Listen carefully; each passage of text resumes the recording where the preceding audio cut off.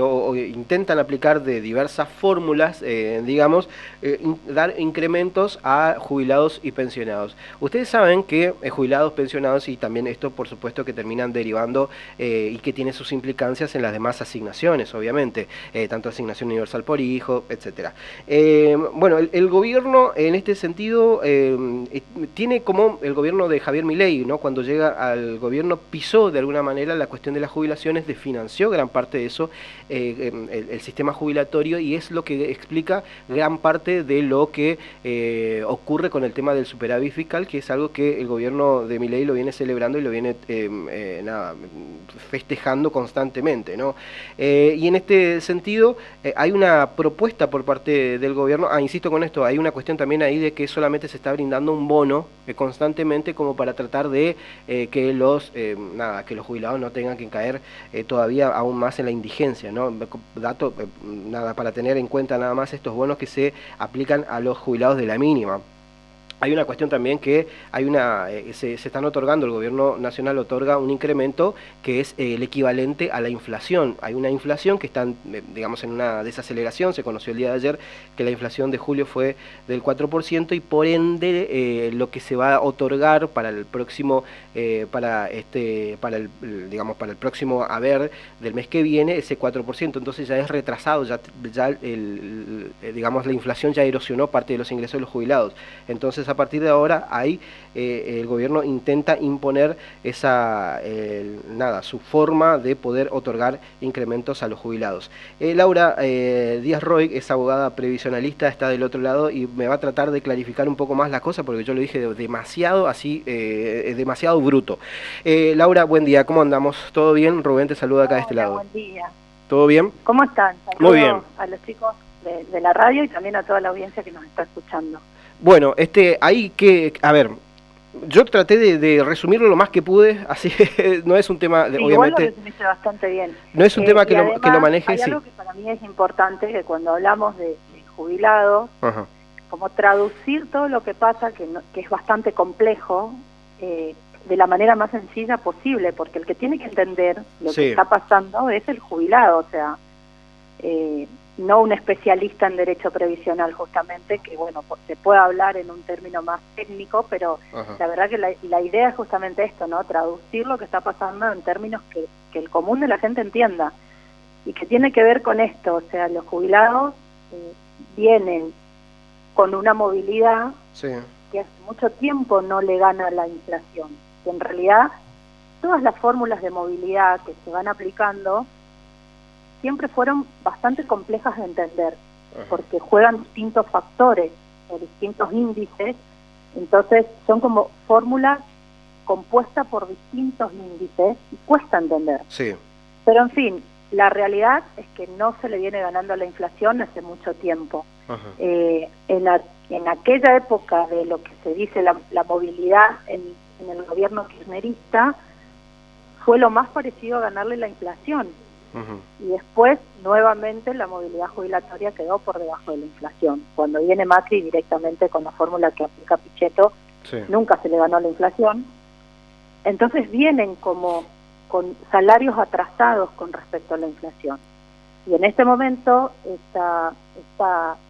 este decreto que da Milei en marzo, bueno, atamos los aumentos de la jubilación a la inflación, pero lo que sí es importante entender que ya viene atrasado, con lo cual hoy lo ataja la jubilación, pero tiene una merma en el poder adquisitivo el haber del jubilado. Además también hay que considerar que, a ver, hay ya que estamos hablando de inflación también, hay una tasa de inflación que es para jubilados, no es la misma que para una familia tipo, que es la que mide la inflación todos los meses, lo que se conoce como IPC.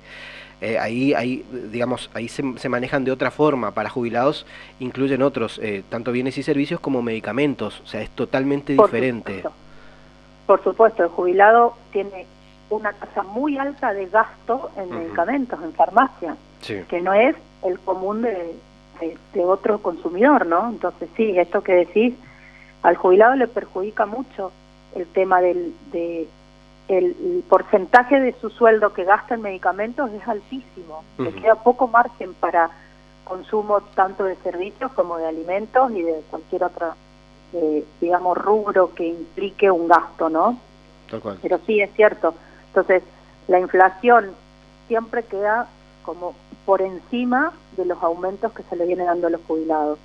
Y por eso es tan importante este proyecto de ley que aprobó diputados, que ahora pasa a senadores, sí, y están tratando de empujar justamente la oposición, porque del bloque de Unión por la Patria surge este proyecto, que tiene que ver con la recomposición de esta diferencia, porque cuando los jubilados en diciembre tenían un poder adquisitivo y cuando en marzo con el DNU llevan la movilidad jubilatoria ligada a la inflación, sí, ya hay una pérdida de poder adquisitivo importante en ese lapso de tiempo, que bueno, está establecida que lo que se perdió fue el 7,2% por debajo de la inflación, son los aumentos, y este proyecto de ley lo que busca es esa recomposición.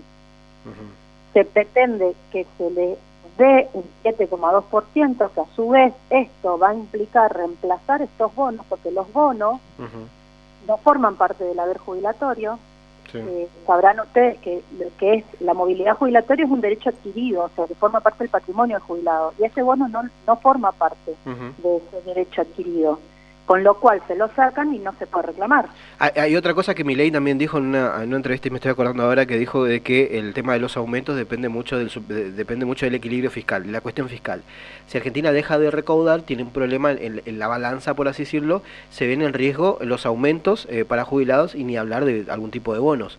Y en este sentido es un derecho adquirido. El equilibrio fiscal, sí, en realidad ellos utilizan estos términos para marear a la gente, porque vos fijate, acusan que va a haber un desequilibrio fiscal si aumentan a los jubilados, sí, y sin embargo sacan bienes personales de gente que lo puede pagar, que tiene ingresos, que tiene ganancias, y que en realidad, o sea, el costo lo tiene que pagar nuevamente el jubilado, pero no los que tienen, digamos, solvencia para afrontar un impuesto como bienes personales, que bienes personales es un impuesto altísimo, es uno de los impuestos de mayor recaudación que tiene el Estado. Entonces, es una chicana lo que dicen en realidad, porque te hablan de equilibrio fiscal, pero sacan uno de los impuestos que más recauda el Estado.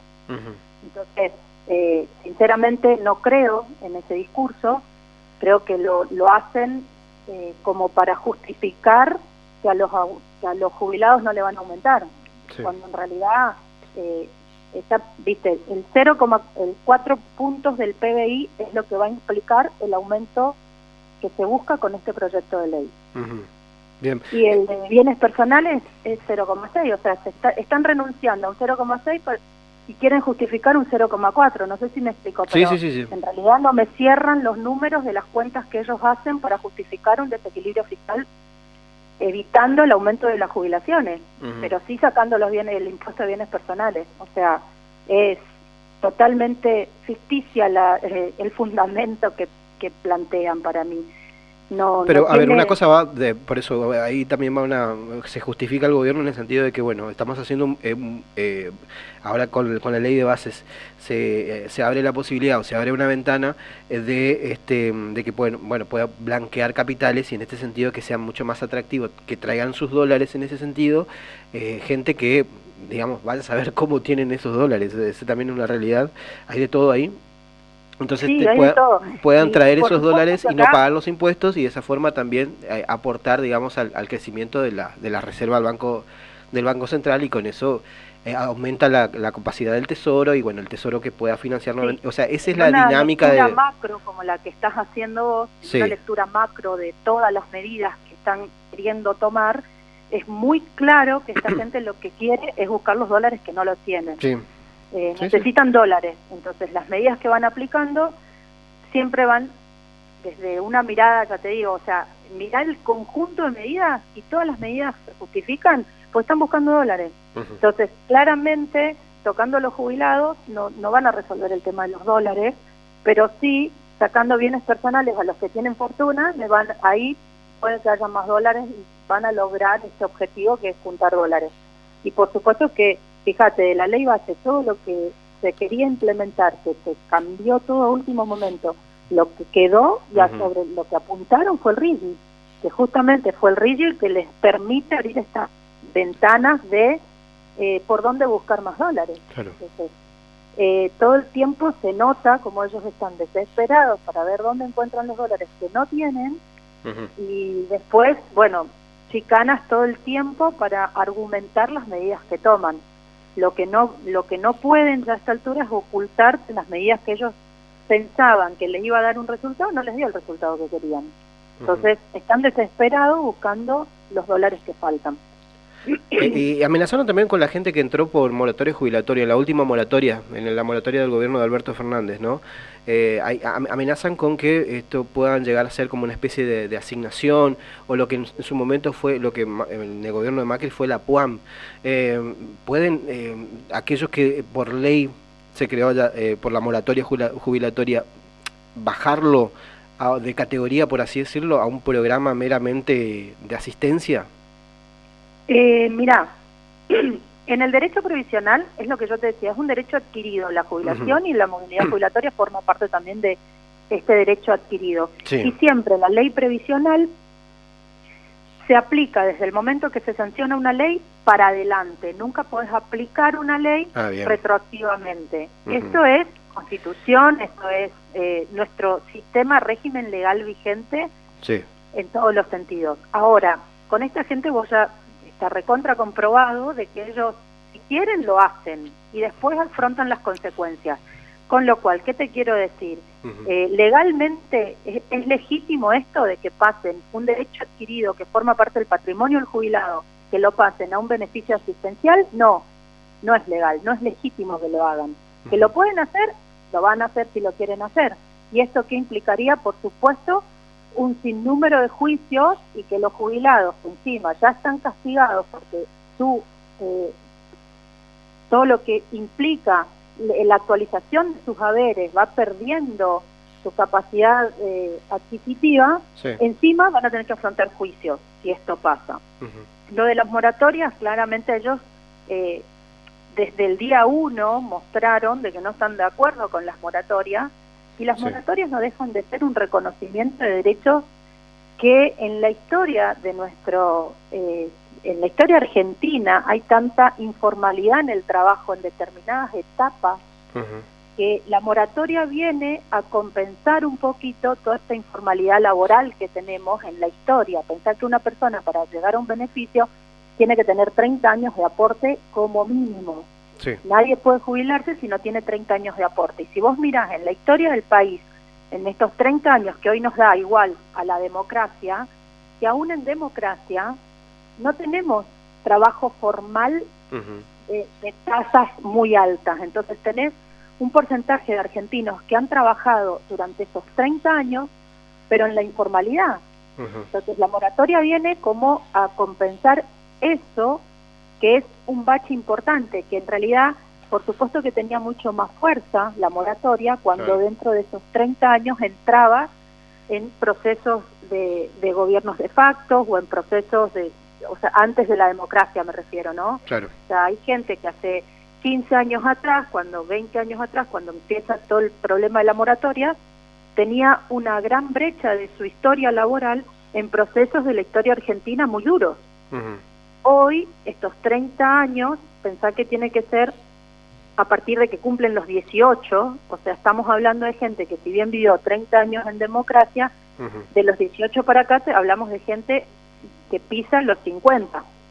¿Me explico? Sí, Entonces, gente que hoy tiene cerca de 50 años tampoco estaría llegando a la edad para jubilarse, con lo cual se agranda más todavía la edad. Hoy, una persona con moratoria tiene que tener cerca de 65 a 70, y realmente lo que compensa la moratoria es esto, el tiempo en el cual el trabajo era informal, porque no se explica que una persona haya llegado a los 70 años sin haber trabajado nunca. Y sin embargo vos mirás la historia laboral en blanco, por decirlo, y no tiene 30 años de aporte, ni menos ni más. Algunos tienen pequeñas brechas de trabajos en blanco, que no llegan a 30. Entonces, esa persona que llegó a los 70 años no pudo haber llegado al 100% sin haber trabajado nunca. Y esa moratoria lo que viene es a compensar esto. Esa persona que trabajó en un estado informal que trabajó y que aportó al país desde un lugar activo como trabajador, sí, pero que la informalidad no le permite tener los aportes que necesita para obtener el beneficio, entonces con la moratoria le estás reconociendo ese tiempo de trabajo que tiene. Y la moratoria encima se les cobra, o sea que no es que es gratis, se les descuenta eso haber jubilatorio, claro, por esos aportes que no realizó por haber trabajado informalmente. Ahora, ellos, y de hecho lo repiten y lo repiten, la moratoria es para los vagos. El que nunca trabajó, te dicen lo que se escucha muy común, los que siempre trabajamos nos jubilamos igual que el que nunca aportó, o que el que nunca trabajó, que es más grave todavía, porque en realidad es imposible que nunca trabajó, pero sí, que el que nunca aportó, que eso tiene un poquito más de digamos, de la gente, también hay gente que ha trabajado, que ha aportado, y había un sistema de recaudación, por así decirlo, que era las AFJP, que muchas de ellas quebraron así de manera muy dudosa, y también de una manera tramposa, y se quedaron con el fruto del esfuerzo de muchos trabajadores, y que de esa forma el Estado a partir del 2008 en adelante se le reconoció a algunos y otros que no iniciaron acciones legales y quedaron cobrando la mínima. Sí. O sea, pasó eso también hecho, en nuestro país. Bueno, justamente es tan importante la intervención del Estado el momento en lo que implica el sistema previsional argentino, porque realmente cuando llegas a una edad en la que ya no podés trabajar, en la que te encontrás ante estas contingencias que son las que cubre el sistema previsional, que no cualquiera estaría en condiciones de subsistir cuando deja de trabajar. Y es más, en la Argentina son muy pocas las personas que tienen un capital o un sistema ya financiero de la producción, digamos, ¿no?, que pueden jubilarse y vivir muy bien. La mayoría, cuando está llegando a la edad jubilatoria, tiene una merma muy grande en los ingresos y no puede subsistir. Y sí, más aquellos que no pudieron trabajar, en blanco, imagínate. Entonces, darle la cobertura desde el Estado, entender que hay un piso por debajo del cual ningún argentino, llegada la edad jubilatoria, tiene que vivir, digamos, esto es lo que justifica nuestro sistema previsional, que es solidario y de reparto. Se caracteriza por eso. Entonces, entender que el Estado tiene que atender y asistir a esta gente que durante su vida útil laboral aportaron desde el consumo los impuestos, aportaron desde el trabajo, aportaron desde otros lugares también. Pensá que la tasa de financiación, el financiamiento del sistema previsional argentino no es el 100%, se paga con los aportes de los trabajadores. Nuestro sistema de financiamiento de previsional es una tasa donde el 50% de lo que se paga con impuestos, y esos impuestos los pagan todos los argentinos, el que trabaja y el que no trabaja también, porque el IVA es uno de los impuestos que contribuye al financiamiento previsional, y el trabajador que no tiene, la persona que no tiene trabajo formal, paga IVA con cualquier producto que consume, lo que también está aportando al sistema previsional argentino. Desde distintos lugares están aportando y cotizando, si se quiere, al sistema previsional argentino. Y ahí es donde el Estado, es la importancia de la intervención del Estado para asistir a estas personas y entender. Lo mismo que ahora, si no se le modifica lo que implica la movilidad jubilatoria, y si no se deja si se deja de lado este proyecto de ley que busca la recomposición por encima de la inflación, que no se le reconoció con el DNU en marzo, estás perjudicando a un segmento muy vulnerable de la sociedad. Y ahí se entiende, y esto que vos decías de que mientras tuvimos un sistema mixto donde las AFJP administraban lo que se recaudaba del trabajo de los argentinos, nunca justificaron qué recaudaron, cómo recaudaron, en qué invirtieron, en qué gastaron, y un día aparecieron que no tenían la plata, que no podían pagar y se fueron.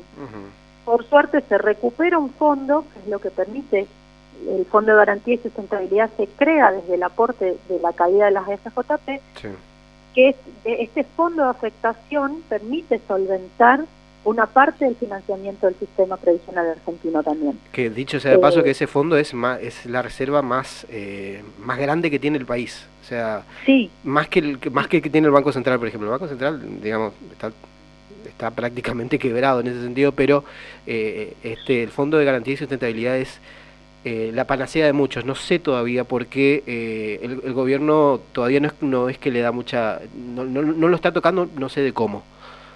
Mira, permitime decir, sí, lo están tocando porque hay acciones que se están vendiendo y porque no las invierten de la manera en la que las tienen que invertir. Ajá. La ganancia que daba el Fondo de Garantía y Sustentabilidad Sí. superaba, mes a mes se superaba en los índices de los intereses que generaban las inversiones. Y esto dejó de crecer.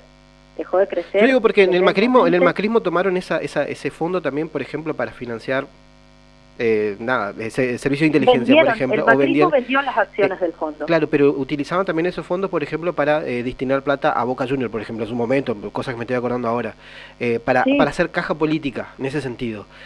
Ahora lo que están haciendo es, tocan reservas de otro lado, pero no sé si tanto del Fondo de Garantía y Sustentabilidad. Con lo que están haciendo con las acciones desconozco, la verdad. No, sí, las están vendiendo y aparte no las invierten donde más ganancias da, van invirtiendo donde a los amigos más conviene. Están manipulando el fondo de manera tal de que en realidad ellos lo quieren conservar. Mira, te digo, mi papá, cuando empezaba Milei que quería ser presidente, que qué sé yo, y se hablaba del fondo, y se hablaba de las AFJP, que querían que vuelvan la administración privada, mi papá siempre me decía, pero ¿cómo no te das cuenta? No quieren una AFJP, porque ellos lo que quieren es el fondo. Con el fondo ya no necesitan a las AFJP. Y es así, porque ellos ya tienen el capital desde el Fondo de Garantía y Sustentabilidad. Entonces, las AFJP se crearon con la intención de recaudar un fondo, y acá el fondo ya lo tenés. Sí. Entonces, ellos administran el fondo. Fíjate que el fondo tiene que estar controlado a través de una...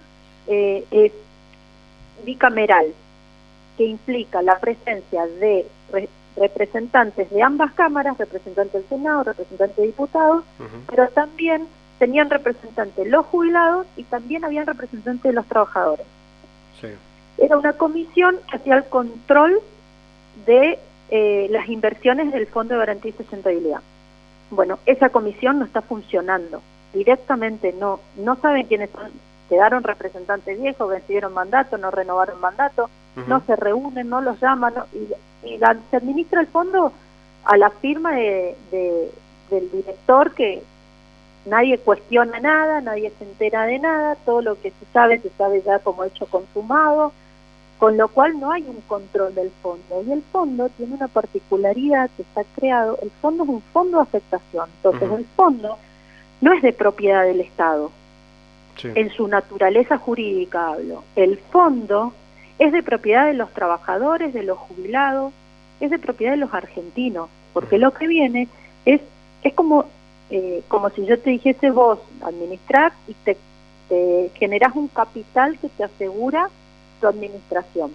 Bueno, ese capital no es, en su naturaleza jurídica no fue creado como de propiedad del Estado, sino de propiedad de los trabajadores y de los jubilados. Es de todos. Y sin embargo el directorio no rinde cuentas de lo que hace con el fondo. Y lo toman como si fuese, el fondo es de propiedad del Estado y quieren pasar al Tesoro. Laura, ahora se me viene también otra cosa, no sé cómo, si es que lo estás al tanto o cómo viene la cosa con el tema de las cajas previsionales de las provincias. Formosa es una de las provincias que se quedó sin los fondos de las cajas por una cuestión de último momento que hace el gobierno de Milei allá por marzo, abril, más o menos recuerdo, a través de un decreto donde se dejan de financiar las cajas y bueno, Formosa tiene que hacer un esfuerzo, el gobierno de la provincia de Formosa, el Estado provincial tiene que hacer un esfuerzo tremendo para que no se vean recortadas esos a los jubilados y pensionados acá de Formosa. ¿Qué es lo que pasó? Es así, porque en el sistema lo que existían, que eran estos acuerdos con las cajas provinciales, donde Nación, digamos, transfería fondos para compensar determinados beneficios jubilatorios. Vos pensás que hay muchos jubilados, sobre todo se da mucho en el ámbito de los empleados estatales, que trabajaron un tiempo, aportaron en ANSES, otro tiempo aportaron en la provincia, y al momento de jubilarse vos estableces cuál es la caja otorgante, que dependiendo de la historia laboral del trabajador, puede ser Nación o puede ser provincia. ¿Y qué pasa? Si yo aporté a la caja Nación, o también hay muchos casos en los que aportaron a cajas de otras provincias. Sí. Suponte que tenés un trabajador que estuvo trabajando un tiempo, a nosotros nos pasa bastante gente que trabajó en Resistencia o Corrientes. También tuve casos de gente estando en ANSES, digamos, vi casos de gente que trabajó en Santa Fe o en provincia de Buenos Aires, y después vienen y resulta que la caja otorgante es la caja de la provincia de Formosa. Sí. La caja, ponele que aportó de los 30 años que necesita para jubilarse, que en realidad nuestro régimen provincial pide 25, en algunos casos, aportó 10 en la caja de la provincia, y los otros 15 o 20 son de otras cajas. Sí. El aporte no fue a la provincia. Entonces, hay un convenio de reciprocidad, que es lo que se firma, por el cual, por el tiempo que se aportó en otras cajas, no se pide transferencia de fondos para ese trabajador de manera puntual. Entonces, que hay un convenio con Nación, que Nación, digamos, aportaba a las cajas provinciales dentro del marco de esta reciprocidad. Bien. Estos fueron acuerdos en la década de los 90, ¿no? ¿Mm? Estos son acuerdos de la década de los 90, ¿no? Sí, vienen actualizándose, modificándose en porcentajes, en montos, hay toda una historia atrás de esto, pero sí, está como, viene de la década del 90 y está como reconocido que Nación ayuda a las provincias para que todas las jubilaciones más o menos estén en un marco de igualdad. Y de hecho, dentro de lo que es el COFEPRES, que es la Cámara Federal de Cajas Provinciales, lo que se buscaba siempre era eso, como que sea medio equitativo en todo el país, porque que jubilarte, digamos, en la provincia de Chaco no te implique perder mucho con respecto a jubilarte en Formosa. Y nosotros, nuestra caja provincial aparte, es una de las cajas de mejor tasa sustitutiva que tiene el país. Somos una caja ejemplar, digamos, en algunos aspectos. También es cierto que como es una provincia bastante joven, tenemos todavía nuestra cantidad de jubilados no llega a superar la cantidad de aportantes, porque también eso se está dando a nivel país. Tenés la gente que está en actividad, digamos, la cantidad de aportantes son cada vez menos y aumenta cada vez más la cantidad de jubilados. Eso es lo que le está pasando hoy a CES. Sí, es lo que, bueno, te iba a decir hoy, ¿no? Que hay una parte de la población política, o sea, económicamente activa, que no está realizando los mismos aportes que pasaba anteriormente y que va a generar en el futuro una situación similar a esto, que vamos a tener que depender de una moratoria para, o sea, va a ir parchando moratoria de moratoria porque la cuestión del laburo está generando también de que se hagan inconsistente el hecho de hoy por hoy acceder a un trabajo blanqueado. Es bastante difícil en nuestro país, la verdad. Sí, estamos totalmente en crisis. Los aportes de los trabajadores bajó muchísimo. Mira, no tengo la tasa, no tengo el porcentaje de cuál es la merma que hubo, porque no me lo acuerdo en este momento y tenía un dato desactualizado también, pero sí bajó muchísimo la cantidad de aportantes, con lo cual, y aumenta la cantidad de beneficiarios. Entonces, es como que se va transformando en un reloj de arena, ¿no? Entonces, y va a ser moratoria en parche, digamos, van a terminar siendo un parche moratoria, parche moratoria. Si es que verdaderamente en algún momento se cambia la dinámica de la cuestión del trabajo y sus aportes, ¿no? Porque hay una digamos una base de gente económicamente activa que no está aportando, y ahí también gente que está en la fila, que se está jubilando, que está dependiendo de esos aportes, y eso va a ser como un loop todo el tiempo, si es que en algún momento algún gobierno no llega a hacer algo al respecto. Una apreciación mía nada más. Sí, que va ligada muy de la mano de nuestro régimen impositivo actual, que muchas veces es bastante asfixiante, si se quiere, o condicionante a la hora de aquel que quiere. Hablo de pymes, ¿no? Porque no es lo mismo grandes empresas, pero aquel que tiene una pyme, donde necesita un trabajador, le cuesta mucho blanquear un trabajador por esa carga impositiva que hoy le implica a la pyme, ¿no? Entonces también es todo como un combo, y como vos decís, cuando venga una modificación cierta, que de hecho yo trabajé con Papi en proyectos de modificación, tanto de previsional como impositivos, que permitan justamente destrabar esta ecuación, porque es una ecuación que termina dando un resultado negativo. Claro. O sea, tenemos pocos trabajadores, muchos beneficiarios, y hoy con las medidas de nuestro gobierno nacional actual disparan más estos índices. Cada vez hay menos trabajo y cada vez hay más necesidad que implica solicitar beneficios, porque la gente cuando no puede trabajar, hoy una persona con 60 años, un hombre que con 60 no tiene la capacidad de jubilarse porque tiene que tener 65 de edad, tenés más de 30 años de aporte y te quedaste sin laburo, quedaste fuera del sistema total. Tal cual. ¿Quién va a tomar a esa persona? ¿Dónde va a conseguir un trabajo que le permita llegar a la edad, tener los aportes? O sea, es muy duro todo lo que está pasando y esto va a traer muchas consecuencias en el régimen previsional, sin duda. Y el régimen previsional, que si bien nuestro régimen en su esencia, que es un régimen solidario y de reparto, que tiene como finalidad cubrir una necesidad de mínima hablo, porque en realidad hay una confusión muy grande que se da con los jubilados. Quien llega a la edad jubilatoria te plantea dónde están mis aportes, y esta cuestión de creer que son dueños de sus aportes cuando en realidad no entienden que con lo que vos aportaste nosotros pagamos a los jubilados, o sea, de con ese tu momento aporte se pagó a la generación de tu papá que se jubiló. Y entonces no es que son tus aportes, son lo que vos aportás al régimen para que esa generación de jubilados, mientras que vos sos trabajador, tenga un piso de mínima que el Estado garantice para que el jubilado pueda cubrir necesidades básicas, porque desde lo laboral ya no lo puede hacer. Y claro que el sistema se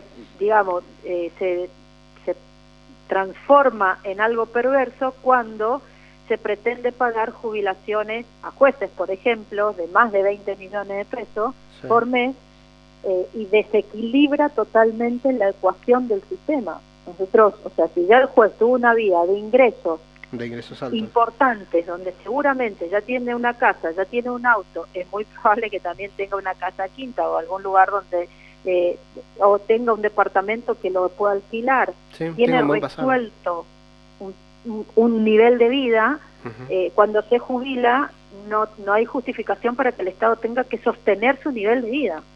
O sea, el Estado tiene que garantizar un mínimo. El nivel de vida lo tiene que sostener con lo que generó mientras trabajó. Pero eso no era, a ver, esa cuestión también de desequilibrio, por así decirlo, no sé cómo se llama esto, pero en estadística hay se dice cuando hay una cuestión de distribución, un problema de distribución. Exactamente. A ver, los gobiernos anteriores yo me acuerdo que decían lo mismo, tanto el de Cristina como el de Macri como el de Alberto decían de que cómo puede ser de acá ya un juez de este tipo o de esta naturaleza que cobren esto. Macri en algún momento dijo, bueno, fantaseó también con la idea de que paguen impuestos los jueces que están en ejercicio. Pero después llegaba la hora del momento, a la hora de la verdad, fórmula que se aplica, fórmula que lo termina beneficiando porque la fórmula es para todos. O sea, no sé cómo, en algún momento hay que desgranar esa parte de la fórmula, que tiene que haber una fórmula diferenciada, como la segmentación tarifaria, ¿viste? N1, N2, N3, y bueno, fíjate vos que hay N1 para jubilados de la mínima. A partir de tanto rango, tantos incrementos, y de esa forma tratar de que sea una especie de cascada. No sé si me explico, Laura, pero todos los gobiernos tuvieron ese mismo... Comparto el criterio, porque de hecho también, vos fíjate, un trabajador, por decirte, el gerente de una SRL, de una empresa, modo pyme, no hablo de, no sé, un chango más, modo pyme, que viene aportando, o sea, vos creas tu propia SRL, aportás como autónomo, porque sos el gerente de tu propia SRL, que es una empresa moderada, sin grandes ganancias. Al momento de jubilarte como autónomo, hoy el autónomo termina jubilándose con la mínima. Y te puedo asegurar que durante su vida activa aportó un montón. Entonces, esos desequilibrios, que es lo que vos decís, esa distribución desequitativa que tenemos en el sistema, en algún momento hay que tomar las medidas que hay que tomar. Y los proyectos existen, porque de hecho yo estuve como asesora cuando Juancho fue presidente de la Comisión Previsional de la Cámara de Diputados. Yo lo acompañé como asesora y participábamos en las comisiones. Los proyectos existen, o sea que no es que no existen, lo que falta es la decisión política de ejecutarlos, porque realmente hay proyectos que tienden a digamos, a buscar un equilibrio mejor dentro de la distribución de lo que es el régimen previsional argentino. Pero lo que sí está claro, que a lo que hay que apuntar es que el grueso de los jubilados, que son los de que cobran del mínimo, por más de que hayan adquirido por moratoria, porque se ve la moratoria como si fuese un regalo, no es un regalo, es un reconocimiento, porque trabajaron en la informalidad, la mayor parte de esa gente trabajó en la informalidad, y si después en estas discusiones a mí me vienen y me dicen, sí, pero le dan jubilación a los paraguayos, pero la realidad es que el argentino trabajó en la informalidad durante muchos años, y si vos, o sea, es como que quieren tapar el bosque con un dedo, ¿entendés? Sí. O sea, porque se encontraron jubilados que están viviendo en Paraguay, o gente de Paraguay que vino y obtuvo una jubilación, pero la realidad es que el problema no es si se le da a ese paraguayo, el problema es qué hacemos con los argentinos que no pudieron aportar por la informalidad en la historia laboral que tiene nuestro país. Sí. Y ahí es donde la moratoria tiene su razón de ser. Y ese reconocimiento que se les da, y eso que obtienen, que es el beneficio jubilatorio, por más de que sea la mínima, ahí es donde hay que cuidar que la movilidad jubilatoria no esté por debajo de la inflación. Porque si no lo estás haciendo perder el poder adquisitivo de su derecho adquirido, que es su salario, que es su ingreso, que es su patrimonio. Tal cual. Y otra cosa también, bueno, a todo esto que vos me decías, y hablabas también de gente que bueno, critica el sistema previsional argentino, que hoy son, no sé, por ejemplo, Esper, por ejemplo, uno de ellos que cuando era diputado fogoneaba el 82% móvil en el gobierno de Cristina cuando teníamos, esto es así, la jubilación en dólares más importante en toda América Latina. Había un sistema de reparto mucho mejor, que fue el gobierno que destrabó a través de Amado Vudú. Hay gente que no le quiere a Amado, pero logró eso a través del ANSES. Y que hoy por hoy son esos mismos de vuelta que están hablando de que hay que ser responsable con la cuestión del gasto y que no hay que votarle nada, una reforma previsional de este tipo que lo presenta Unión por la Patria y el radicalismo, el radicalismo que sabemos cómo son. Y que no es que le van a romper la saca del Estado, pero eran los mismos que le pedían el 82% móvil allá hace unos 10 años atrás. Nada, dato ahí como para poder ponerlo en hipocresía nada más. Sí, desnaturalizan totalmente lo que es el 82% móvil, porque hay una confusión muy grande en cuanto al concepto. Sí, sí. Porque una cosa es la movilidad y otra cosa es el 82%, que eso es tasa sustitutiva. Son dos conceptos totalmente distintos. Y de hecho, escuché muchísimas veces decir, inclusive hasta profesionales del derecho, que la Constitución otorga el 82% móvil. Error, tremendamente equivocado. La Constitución habla de movilidad, no habla de tasa sustitutiva. El 82% es la tasa sustitutiva del haber. La tasa sustitutiva es otro concepto que también hay que trabajarlo, hay que estudiarlo, podemos debatirlo, si es, no es, corresponde 82, corresponde cómo se liquida. Igual, Esper, directamente a mí ni tengo ganas de perder tiempo, porque una persona que cambia, mira, lo que pensaba de Milei y lo que dice hoy de Milei te hace dar cuenta que es un incoherente absoluto.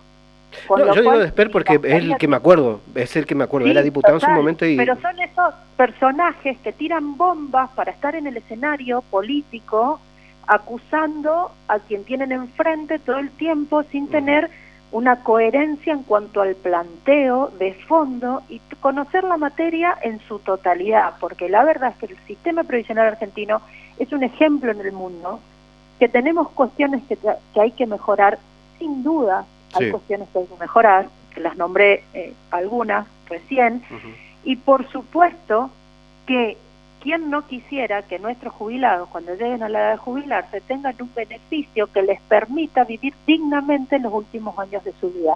Que ya llegar a la etapa final de la vida de un ser humano es duro. Imagínate si a eso le tenés que sumar hambre, necesidad, enfermedad sin poder comprarte los remedios. Entonces el Estado, ¿qué mejor sería que cuando una persona llegue a esa última etapa de su vida, sepa el Estado le garantiza que la va a pasar bien? Ojalá, pero no por eso vamos a salir a decir pavada como esto de 82% móvil, que mezclan todos los conceptos, no saben ni de dónde sale la tasa sustitutiva, ni de cómo es la movilidad, porque aparte la fórmula de movilidad es tan compleja que no cualquiera le sigue el hilo.